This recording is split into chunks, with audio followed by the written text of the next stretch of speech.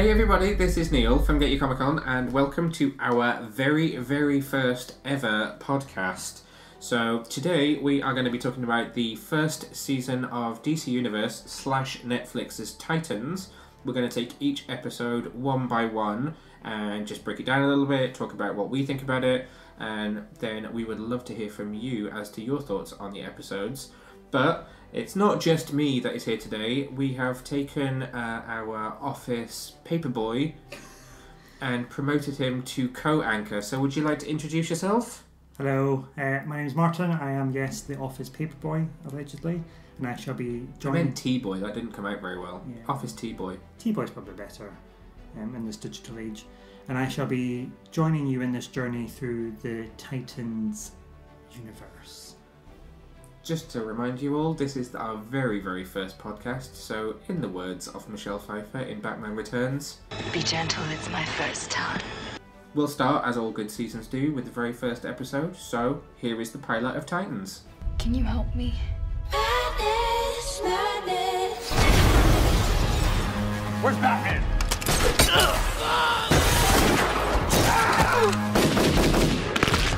F*** Batman. There's something evil inside of me. You're scared, I get it, but you can control it. So the first episode of Titans is just called Titans, as you would, for a pilot. The synopsis for the episode is, Dick Grayson has found a new home in Detroit when a girl named Rachel is brought to him with serious problems. A young woman named Corey Anders wakes up with no memory of who she is. Back when this episode first, I want to say aired, but that's not quite right because it was on DC Universe. When it was first released, I gave this episode an 8 out of 10. The review verdict that I gave was that I thought Titans suffered from some of the usual pilot cliches but remained a thoroughly engaging and entertaining first look into the world of its characters. Whilst a fairly self-contained story, it had enough intrigue to make this the kind of show that you'll immediately be craving the next episode of. My standout moments from this episode, number one has to go to the Robin fight scene in the alleyway, of course, the infamous "F*** Batman" line, but we'll touch on that one again in a minute, I think. I also enjoyed the first introduction to Corey when she wakes up after the car accident. I thought it was interesting to see her with no memory, particularly for me that's not as familiar with the character from the comics as I am from the cartoons. And of course the Beast Boy scene at the end when he is in tiger form and stealing from the electronics store, getting his computer games.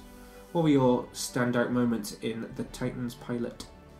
So I think for me, just coming at this from purely a casual fan / reader of the comic books, not owner of a fancy website who knows all the good big critiquing words, it was a bit of it did suffer from that first pilotism. However, it could have been the worst pilot in the world and I wouldn't have cared because I love these characters so much. I was just so excited to see it. That is very true. Yeah, and that first moment of Robin in the alleyway scene just sort of gave me the massive geekgasm. And it just got better from there on out. I loved Coriander being introduced as some sort of alien disco queen. And yeah, I just thought it was a really good episode. But I'm probably heavily biased. So this being the pilot episode, I think there's quite a few things that we probably need to talk about just to try and set the tone of Titans as a series. One of which is the kind of overall look and aesthetic of the show, which is something I've seen lots of people talk about on social media. Lots of people maybe not overly enamoured with the dark tones of the show. So if you think about that opening scene with Robin in the alleyway when he drops on the car, he's not bright red and green. His tones are quite muted, so you don't really get that, and I don't want to say cartoony or comic booky, but he's not the bright red Robin of Burt Ward and Adam West in the 60s. Was that something that bothered you, or do you quite like that it's dark and fits in with maybe even the Batman vs Superman tone of the DC universe? So I know this has always been a bit of an issue for the internet as a whole, where DC's too dark and it's not light enough, but I quite like it dark. I quite like the stories to be a bit grittier. And I thought it was a good representation because if it's going to be more of a real-to-life adaptation, then he's not going to sort of jump out the shadows bright yellow and green. No, true. He's not exactly going to jump out and do the Titans go! As much as I'd love him to do that, he probably won't do that. It's probably not going to cause fear into the hearts of the underworld if he jumps out a little red and yellow pixie. Okay, fair enough. But then I suppose that's not to say that there aren't loads of colours in there, because when Corey decides to, you know, completely blast the man in the club in the back room, she's pretty bright and colourful at that point. CGI wise, I wouldn't say there's a huge amount in this episode. I wasn't a particular fan of the smoke bomb in the alleyway scene. That looked a little bit fake, I thought. It was almost like they'd filmed it without smoke and added it in later, and I just thought it looked a little bit artificial. But then Corey looks absolutely amazing in that club scene. I completely believed that she was on fire and had green eyes. I would agree. I thought it was nothing jumps to mind that distracted me to say, oh god, that was awful CGI. I thought it was all very well done. But then Raven looks great as well. Yeah. So towards the end of the episode, when she's tied up and then shoots out of herself and jumps down that guy's throat and basically chokes him to death, that looks particularly cool. And actually I thought that was a thread for her all the way through, that her CGI was pretty good. Any other high points? Just everything to do with Dick Grayson and Robin, really. As a massive fan of the character, this is our first on-scene adaptation since the days of Burt Ward and Chris O'Donnell. I think it was very well done. Burt Ward and Chris O'Donnell is quite a big difference between the two of them. There's a few decades in between the two. I know, and it was a good decade to go to kind of jump to where we are now. What about Bruce Wayne? Does it bother you that you don't get to see him very much? No, it's not his story though, is it? It's the Dick Grayson story. It's the story of the Titans. They're in a dark place and they need each other to come together, so he's not really important at this moment. And do you think that if you did see him straight away, that it would completely put a light on him and take it off them? And then it wouldn't be their show, it would be a Batman show that also happened to have the Titans in it, even if it was still called Titans. Yeah, I mean, he's such a big character and he's not really ever been seen like in a live-action serial program for a long time now, so it would take the focus away from the Titans and straight on to, oh my god, it's Batman. Yeah. But we'll come on to more of that when we get to the finale, of course. Spoiler alert for anybody that's not seen the finale. How do you feel about the fact that we only see Beast Boy in a little stinger scene at the end? Because I know he is one of your favourites. Yeah, it was a bit...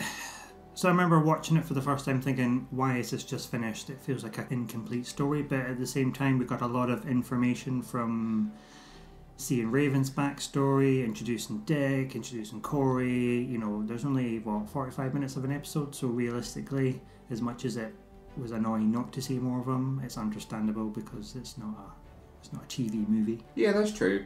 I guess the only other thing for me, and it makes more sense when you see more of the season and understand what they're trying to do, is that we don't actually see more than Dick and Rachel together in this episode. Like, this isn't a pilot that brings together the Titans, this is a pilot which introduces us to the characters who will become the Titans. Yeah, well, I mean, they're not the Titans yet anyway, so they need to sort of come together and find themselves in each other, really. So this was a good sort of starting point to set them up individually. And then we spend the rest of the series bringing them together. What about the music? Can you actually recall the score? No, but I can recall all of the actual music, just because I thought it was very iconic. Okay.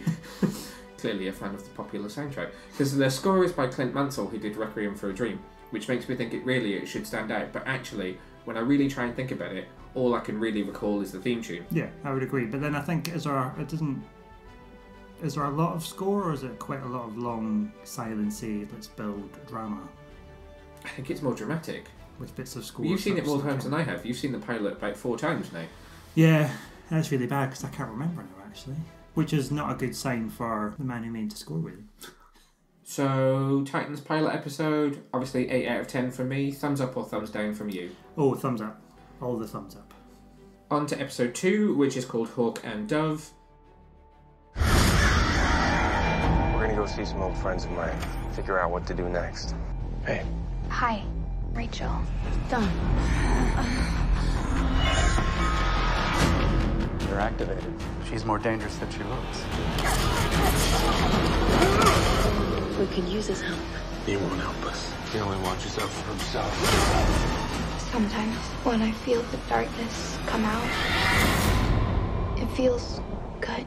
You'll learn from this point onwards that Titans did not like to give away very much information in its synopses. So this one reads, a new threat is after Rachel as she and Dick arrive at the home of Hank Hall and Dawn Granger, where a complicated history resurfaces.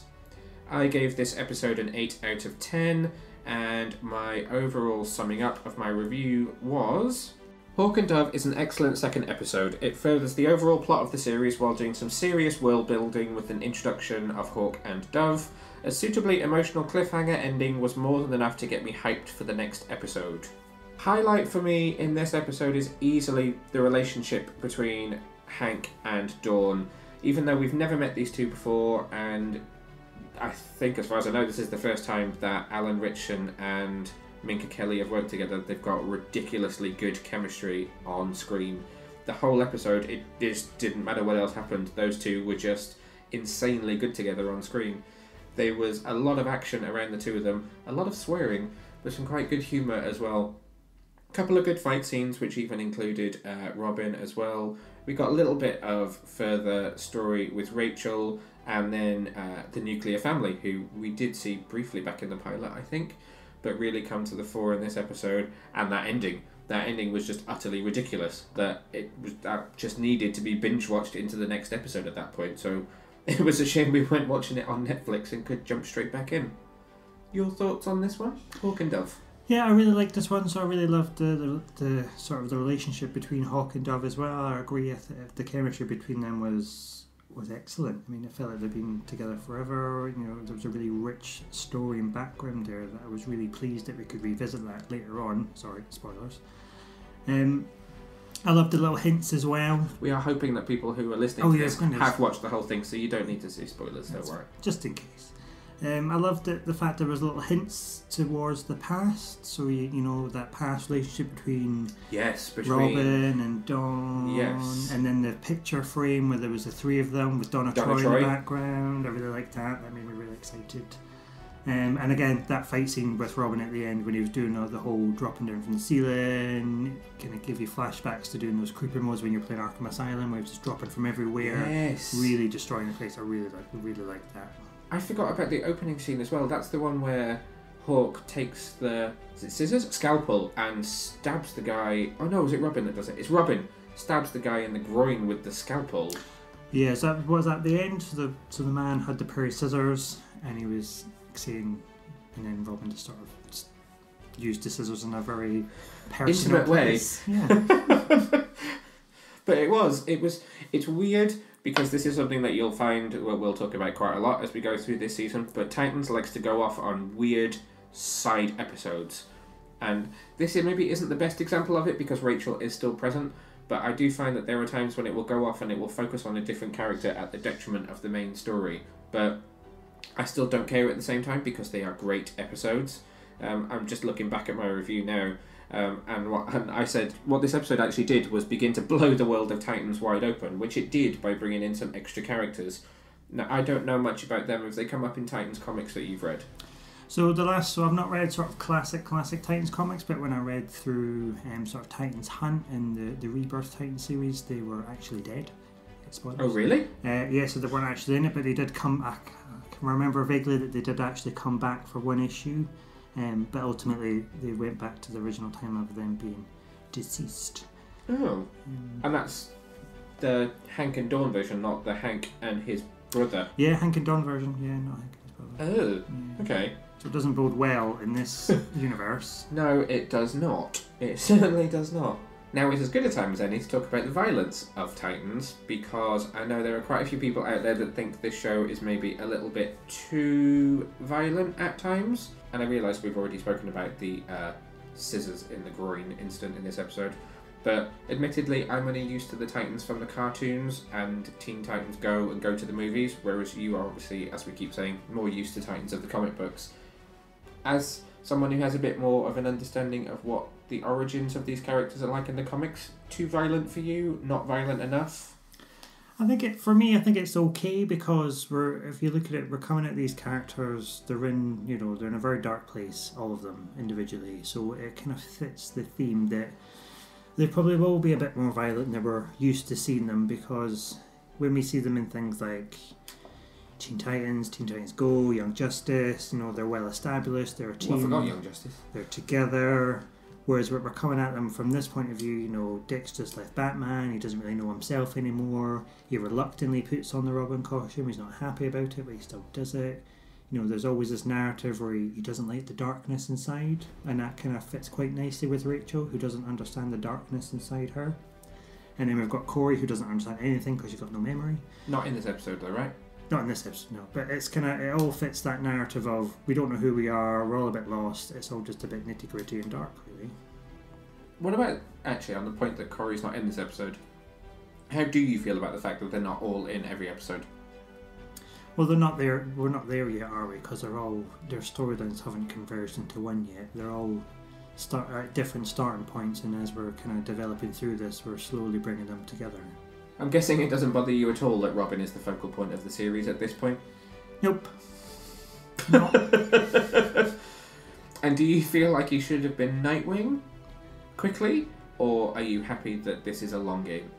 So the fan inside of me wants him to be Nightwing instantly, but I understand that, you know, it makes more sense to eke it out a bit because he's still trying to figure out what kind of hero he needs to be now. Yeah. He can't be Robin anymore. He needs to be something else, and that can't happen instantly. No, that's true. I mean, this isn't a cartoon, so it does need to develop naturally in some respect. I think for me, the takeaway from this episode was that I wanted to see a lot more of Hawk and Dove. Obviously, there is a cliffhanger in this episode that does leave Dawn's future a little bit on the dicey side. I did wonder whether Rachel was going to suddenly learn that she could heal people, which actually she does do a couple of episodes down the line, but she doesn't at this point. Did you think it was going to become a bit cliche and we'd pick straight back up, and although Dawn was almost dead, that she would be alive again and all would be fine thanks to Rachel? Well, I thought that was it for Dawn, just because based on the knowledge that I had from reading Rebirth and Titans, she was already dead anyway, so I thought, oh, that's a shame, she's only had one episode. I think we hadn't had enough of the show yet for me to start trusting it, that it wouldn't do things that normal network TV would do, which is randomly fix things or bring people back from the dead. It took a while to realise that this wasn't going to follow the usual tropes. Hawk and Dove, I'm going to say it again, 8 out of 10 for me. Thumbs up or thumbs down from you? Again, all of the thumbs up. On to Titan's third episode. This one is called Origins. The synopsis is that Rachel is rescued by Corey, who then takes her to a special sanctuary. While hunting them down, Dick thinks back to the day when Bruce Wayne first adopted him. What the hell do they want with Rachel? I will find them. This being is unique. She is formidable. There's something inside of me. I don't really understand it. How long you been looking for Rachel? I think she's part of a prophecy. Any last words? So I actually only gave this episode a 6 out of 10. My verdict was that Origins brings the pace down a touch for the series. Whilst there's still action in this episode, it seeks to further the characters as a whole. Narratively, it's solid, albeit slower episode. Trying to think what standout moments were for me in this one. Obviously, the fight scene in the diner. This has become such a funny moment. I know you don't watch DC Daily, but it's something that they've been joking about on that show with this particular episode, in that Corey and Rachel go into the diner, make an order, immediately get into the fight with the guy, and as soon as the fight is over, they get given their food and leave. And it's now a running joke that actually they just grabbed anyone's food in the hope to get them out. I realise it doesn't sound half as funny as when I tell it. Go watch Sam Levine tell that one on DC Daily, and you will find that a very funny moment in the Titans history. This, I think, is joint lowest scored episode for me. None of my scores dropped below a 6, but I just found this episode really forgetful. I can just about remember the fact that they go to the sanctuary where the nuns were, which is where Rachel had grown up, and then obviously they drug her and put her away in a room. I think the only other highlight for me is when Corey finds her storage locker and we get to see the Tamaranian language for the first time, and suddenly we see the Raven for the first time, and they decide that there's some kind of prophecy behind Rachel. Although actually, when you think about the series as a whole, that didn't really come to much in the end, which might be because they dropped the 12th episode. I don't know, we can only surmise what we'll see in Season 2. Over to you, what did you think of this episode, Origins? So I don't know, I mean, it's not my favourite episode of the series. I think it's good because it starts to put things in a bit more context, so we get to find out a bit more of the locker with Corey. You know, she has been sent here with a mission, but it's in Tamararian, we don't know that yet. And we get to see a bit more about the backstory of how he became Robin. I quite liked, I think my favourite part of this episode was the scene in the bowling alley where Raven finally gets to meet Gar. Oh, is this the bowling alley episode? Okay, Yeah. so you do get to see Rachel and Gar together for the first time, and then you get to see the four of them together briefly, but they very cleverly did not show them all, which I realise makes no sense because I just said you see them all and you don't see them all. There is a shot where all four of them are in the same room, but it's over the shoulders of Dick and Corey, so you don't actually see all four of them together. Sorry, I'm treading on you telling us what you thought of the episode. No, it's fine. What was I saying? Yeah, so I thought, I think that was my stand-up moment from that episode, just because the two of them together being sort of awkward teenagers. So that was my pick-out moment, really. And then the bit going to with the sisters and the convent, locking her away, and they're sort of embracing her darkness, and then sort of destroying the convent, because, nobody likes to be locked away by nun. This is the episode that ends with her running into the woods, isn't it? Yeah. Okay. Which leads into, obviously, to the next episode, which is Doom Patrol, which we'll come on to in a minute. There's a lot of flashbacks in this episode as well to the story of Dick Grayson, isn't there? So we get to see more of not seeing Bruce, but we see more of Wayne Manor. This is also the episode, am I right in thinking, when Dick speaks to Alfred Pennyworth on the phone? No, that was Hawk and Dove, actually. So when he asked for... My bad. Oh, God, we're terrible. Yeah, so we get to see him whip out his phone and phone Alfred to ask him for some money so that he can leave Rachel with Hank and Dawn. Yes, and sorry. He can sort of... I'm just stressing in, I've only watched most of these episodes once, whereas you've seen it twice. Yeah, run off to be whatever he wants to be, really. And then, isn't that when we get to see his phone, where we get to see You see Donna Troy on the phone. We see Donna Troy on the phone. Don't think we see anybody else on the phone, do we? No, that I can remember. Yeah. But clearly you can tell that this episode 3 Origins was not that exciting for us, as we've gone back to talking episode 2. Dove and Hawk.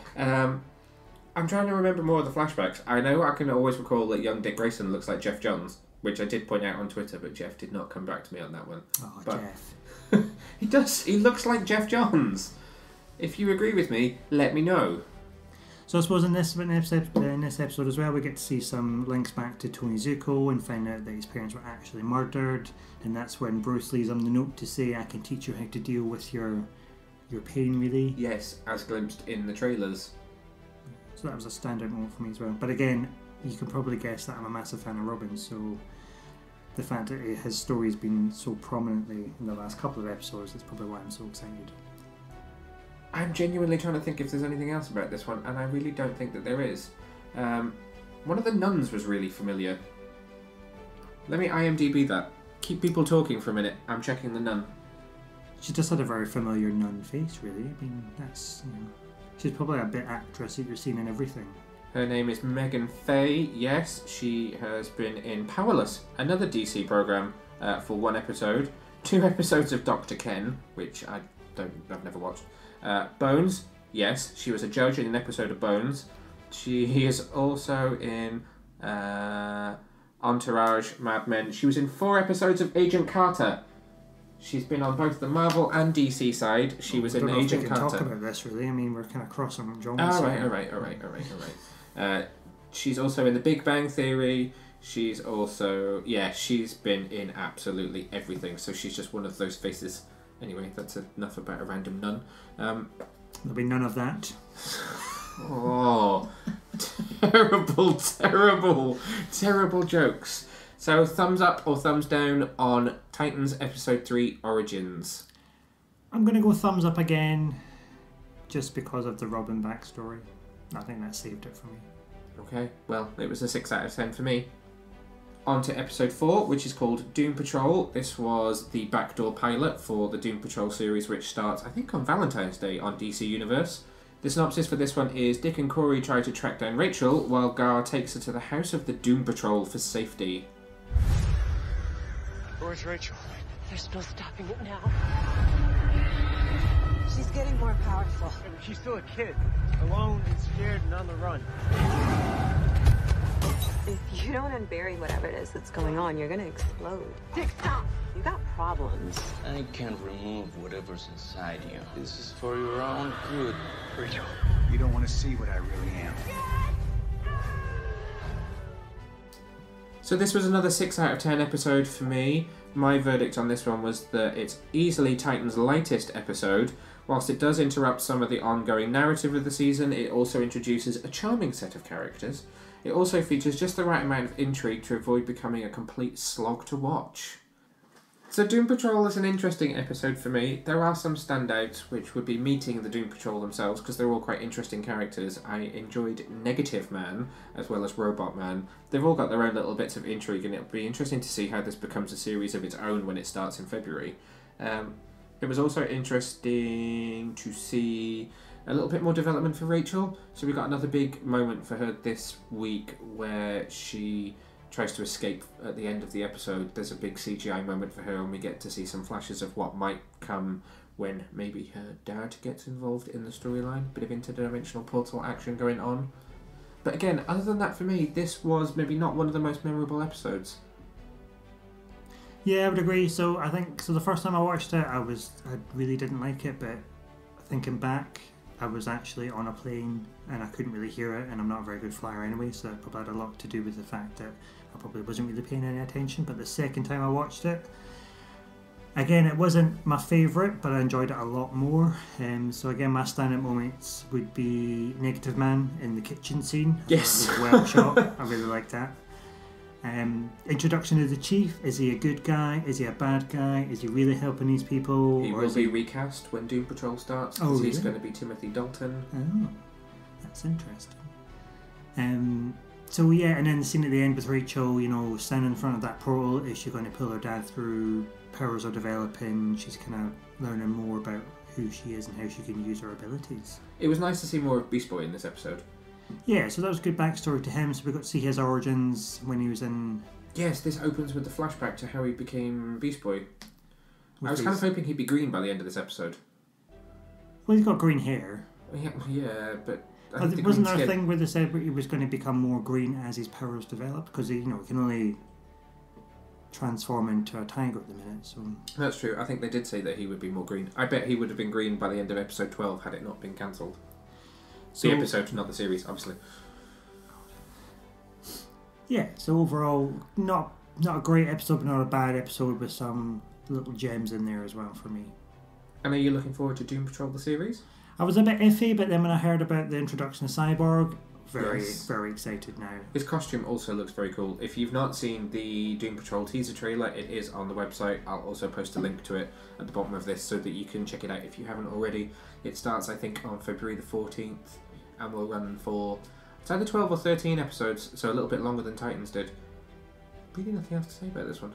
It'll be interesting seeing Doom Patrol, how it runs and how it kind of compares to Titans. Will it be just as dark? Will they try to widen the world a bit? Will they bring in some more guest spots like we've done with the Hank and Doves of the world? Will we get a Titans crossover? Who knows? Will Cyborg stay with the Doom Patrol, or will he come over to the Titans? That's true, because this is quite... Am I right in thinking that, again, from your knowledge of reading Titans comics, that this is quite New 52 Titans rather than, say, Classic Titans or Rebirth Titans? Is this of an era where Cyborg is a Titan, or is this when he's in the Justice League? So, I suppose so. I've never really seen Cyborg as a Titan. I've seen Cyborg as the head of Young Justice. Okay. Back in the Jeff John days. Yeah. But I suppose we're more used to seeing Cyborg in either the Justice League or in Teen Titans cartoons, so Teen Titans Go. Yeah, so that's why I presume that he's a Titan for most of the time, because obviously he's in the cartoons. Yeah, so it'll be interesting to see where his character takes him, really. I don't know a lot about the Doom Patrol, so I'm not sure if he can... No, I've never read any Doom Patrol comics whatsoever, so if we're wildly off-piste as to where this might go, then that's because neither of us have ever read any. I would be interested to know what the format of the series will be, because they seem pretty much stuck in that house in this episode. No one leaves that house apart from Gar, so presumably they're going to have to. Otherwise the whole thing is going to be just set in a house hoping that someone knocks at the door. But like a DC Big Brother sort of thing. No, please no. Yeah. More like a DC Addams Family. Yeah. But no, it'd be interesting to see where they take it, especially now that they've recast the Chief as well. That's really interesting. So for me, Doom Patrol was a 6 out of 10. Thumbs up or thumbs down for you? Thumbs up, I think. Thumbs up, definitely. It's becoming a theme here. Yeah. I don't feel like you're going to thumbs down a single episode of this show. Well, you never know. I might keep it for a bit later on. Okay, so on to episode 5, which is called Together.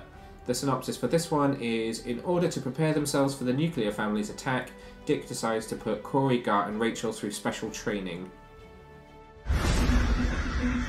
You're hiding something. I'm gonna find out what it is. I'm interested in a subject with complete bio refit and cognitive reprogramming. When we accelerate the process, the subjects show a higher mortality rate. How long till he's fully cooked? All your friends are gonna die.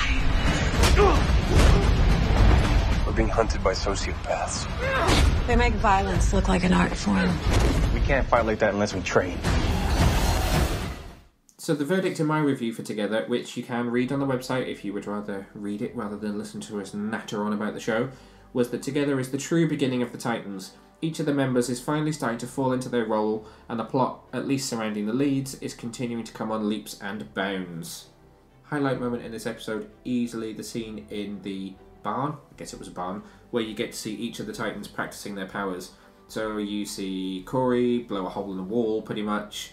You get to see Gar transform into the tiger once again, and then we get the funny scene where they realise that when he transforms back he's always going to be naked, and you get to see Rachel trying to control that inner darkness again, and then obviously the joke that Dick has no powers. Once they've all tested out their powers, you realise that actually none of them know that he's Robin. You don't get to see that till later in the episode with the nuclear family attack that he puts on the costume. None of them actually know who he is, they just think he's some friendly neighbourhood guy called Dick. So this is the first time that we get to see all 4 of the Titans fight together. You get the scene in the car park of the motel with the nuclear family when all of them power up and Dick puts the costume on. You get the moment when they realise that he's Robin. You get to see Rachel in control of her powers for the first time. Gar gets involved as the tiger again. It's probably the standout highlight moment of the series up to this point, other than that Robin scene in the pilot. You also get the little intimate scene between Corey and Dick in the motel. You get to see Pinot Grigio Sally, which is another DC Daily shout out for anybody that's watched that. What else do we get in this one? I think you're missing the most important bit of the whole episode at the very, very, very end.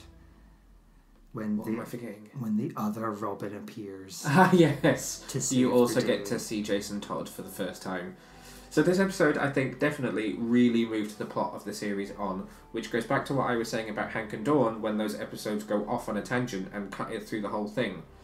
I just think that Titans didn't quite know how to execute its overall story.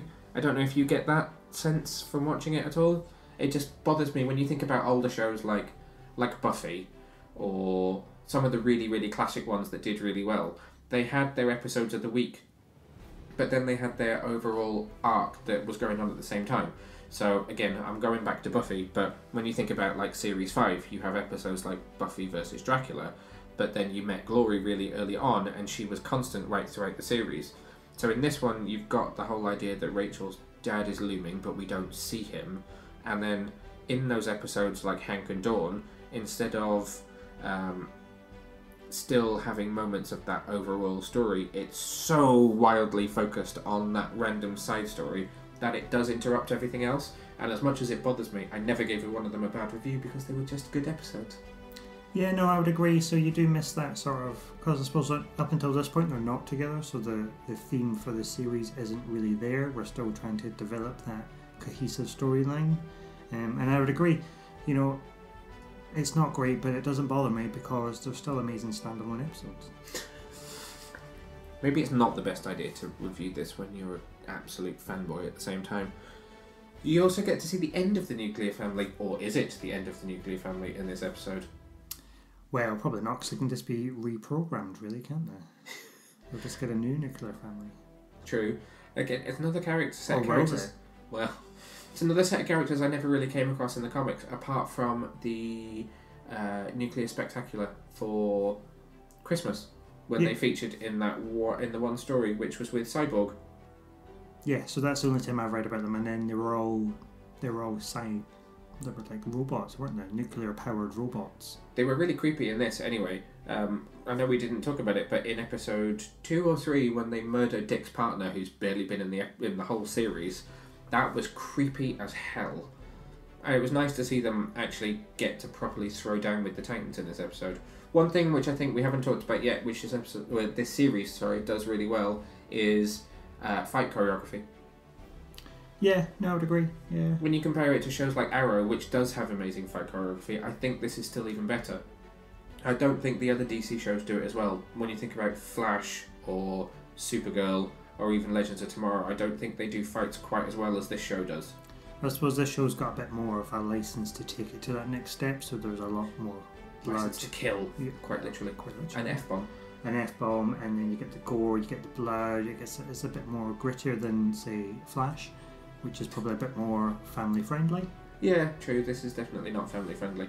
And I think that's a benefit of it being on a streaming service, particularly one that's owned by DC, because not only are they producing their own content from the people that know it the best, but at the same time they have much more freedom to do things you can't do on network TV. I do think it's a shame that they didn't drop it all in one go like it is on Netflix, because I think had it have been on Netflix and been on DC Universe the way that it is on Netflix, we'd have probably watched the whole thing in about a day. Yes, I mean the stories. If you watch them individually with week between each gap, it probably is difficult to follow it. But if you binge it and to be on like one super long TV movie, I think it works really well then. Okay. Anything else that you want to say about this episode in particular? You get to see Robin in costume. So you can see Robin in costume, which is very exciting, especially when he comes and sort of saves the day from the nuclear family. So we've got that scene where they're all individually, they've tried their superpowers and it hasn't really worked. And in comes the gas bombs and he decimates the nuclear family. And then that scene at the end where they're all in the cars as the Titans. Yes. It would have been really exciting if he shouted Titans go. I know he probably wouldn't have done that, but it was still very exciting to see them all together ready for action. And of course, the very last scene in the episode. So Dick goes off and leaves the others in the motel and goes to find the leader of the nuclear family, whose name escapes me right now, and he gets one-upped, and before you know it, a smoke bomb drops in. But a much more high-tech smoke bomb, if you noticed it. Was it? Yeah, so if you look at Dick Grayson's smoke bombs, those are like a canister, but Jason Todd's with the little sort of smoke pellets.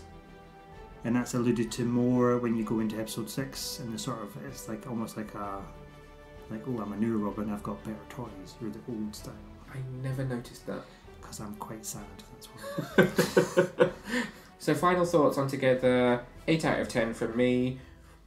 At this point, we're fairly sure that you'll give it a thumbs up because you've given every episode a thumbs up so far, but... I'm going to give this 2 thumbs up. Oh! Purely because we get to see them all together and they're starting to become the Titans. Very exciting. 2 thumbs up from you. Wait, you're Robin too? I thought you were Robin. I am. He was. How many Robins are there? They were sent to the Gotham PD addressed to Robin. I know these people. Whoever sent them thinks you're still Robin. It's good to finally talk to you, Dick Grayson. It's not possible. Because you're dead. All those years Bruce was helping me, I want my parents back! he was turning me into a weapon, his weapon. But you can't unlearn what he teaches. On to episode 6, and I'm slightly scared to even start this one because I feel like someone's going to fangirl right out across the table for me right now. But episode 6 is called Jason Todd. The synopsis for this episode is Dick and the new Robin, Jason Todd, team up to track down the man who is killing off Dick's old circus friends. I'm going to start with my review. You just cool your jets for a minute. So I gave this episode a 9 out of 10, so actually this is my highest score for the entire first season of Titans. My review verdict was, Jason Todd is a huge piece of fan service. An excellent self-contained story within the arc of the season. It really fleshes out the character of Dick Grayson and the world of Gotham and Batman as a whole. It really helps to centre the series in the DC universe without sacrificing the overall quality of the storytelling. Now I know I did just say that these side episodes completely throw the series off and distract it from the main narrative, but being somebody who grew up reading Batman, it's just flipping awesome to see 2 Robins in live action on screen together at the same time. So standout moments are the entire runtime of this episode. We've got some amazing flashbacks that go back to Haley's circus. We get to see mini Dick Grayson, i.e. Jeff Johns again. You get to see 2 Robins in costume together. And you get Tony Zuko. You get absolutely everything from the Robin origin. My only thing with this episode, in hindsight, is it did something that Birds of Prey used to do. I realise that that's probably not something that many people would put in the same league, Titans, Birds of Prey, but instead of giving us the villainous character themselves, they gave us a child of. So something that Birds of Prey used to do, because they didn't have the license to use them, was quite often use the cousin of or the child of. So we saw Clayface in Birds of Prey, but it wasn't one of the Clayfaces from the comics, it was the son of. It was always just that, you can't quite use them, you can use the next best thing. Okay, contain your excitement. Tell us what you thought of this episode. It was alright. He says this, viewers, but the smile on his face says otherwise. Get a little bit more on that one? So I am a massive fan of the Robin genre.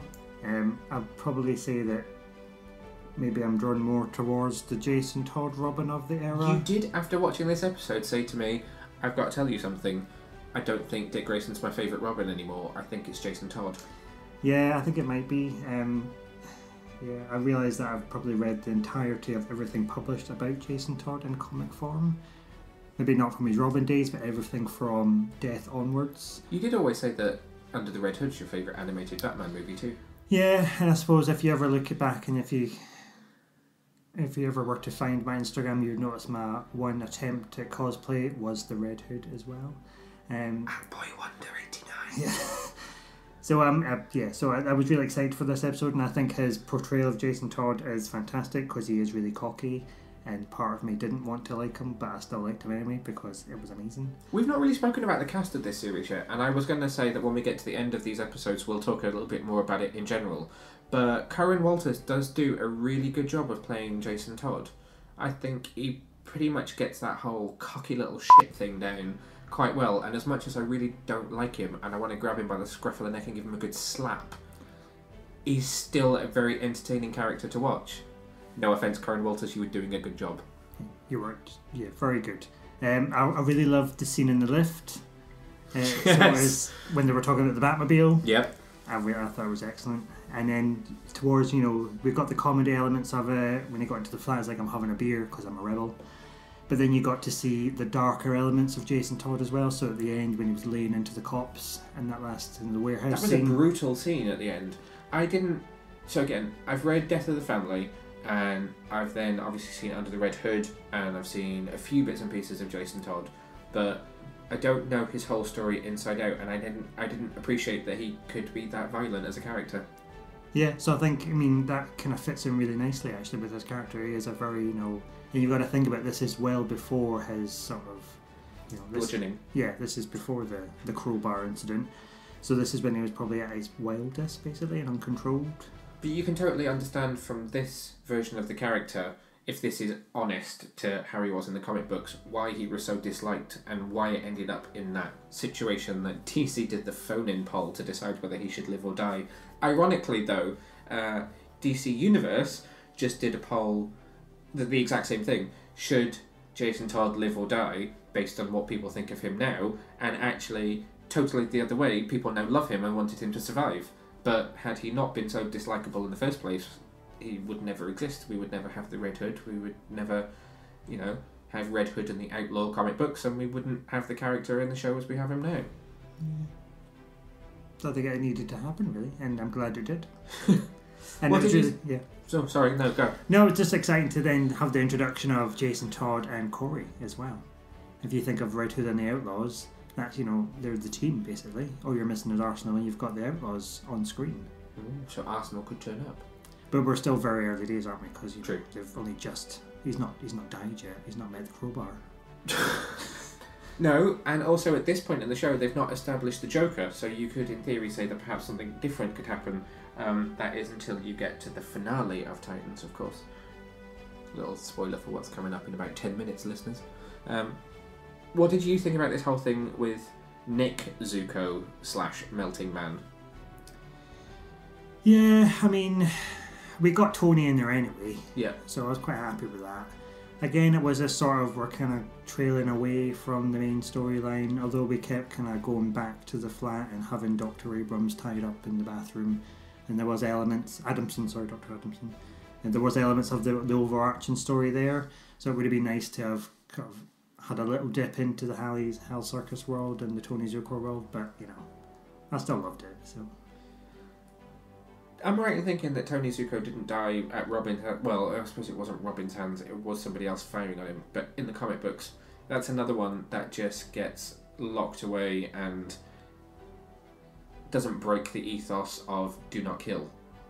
So if you look, I only realised because I've just finished reading The Long Halloween, and that features Tony Zuko quite heavily in that. Yeah. So if you look at the second part to that, which is Dark Victory, Tony Zuko actually dies of a heart attack. Oh. Because Robin, as in Dick Grayson, starts to lay into him, and he sort of, the stress of that causes him to have a heart attack, and by the time they actually get help, it's too late.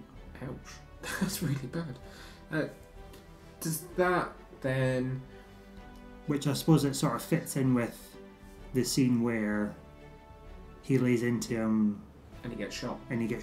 So he could have helped him, but he didn't. Yeah. And do you feel like Dick has hit rock bottom yet? Have we seen in Titans the point where he realises that he needs to line up? Maybe not the right turn of phrase, but that he needs to not be quite so violent yet. I think having the contrast of Jason Todd lets him see that, yes, he is really dark, but he's not that dark. He still has a line.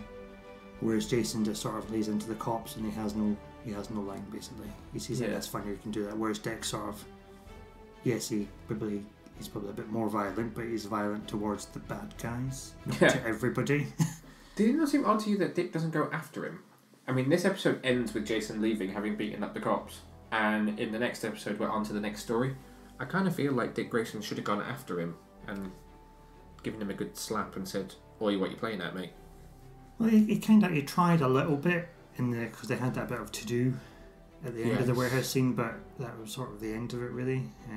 It's kind of left to, it's Batman's problem, and I don't speak to Batman anymore because we've fallen out. I've got my own issues. True, but that Bruce Wayne pad in Detroit or wherever they are at this point is a nice little pad. The safe house. The safe house. So, an easy 9 out of 10 for me. Jason Todd. Excellent episode. I forgive the fact that it broke the narrative again because we got to see a huge piece of the Batman mythos, and that is my bread and butter. That's what I grew up reading and that's what I absolutely love. You gave the last episode 2 thumbs up. How many do you give this episode? I'm going to give my 2 thumbs up, and I'm going to use your 2 thumbs as well to make it 4 thumbs. Because I don't have any more thumbs I can give it. Okay, 4 thumbs up it is from Martin for Jason Todd. We spent so long talking about the first 6 episodes of Titans that we figured we better split this podcast in 2. Join us next time when we'll be talking about episodes 7 through 11 of Titans Season 1. Thanks very much for listening. See you next time, Super Friends.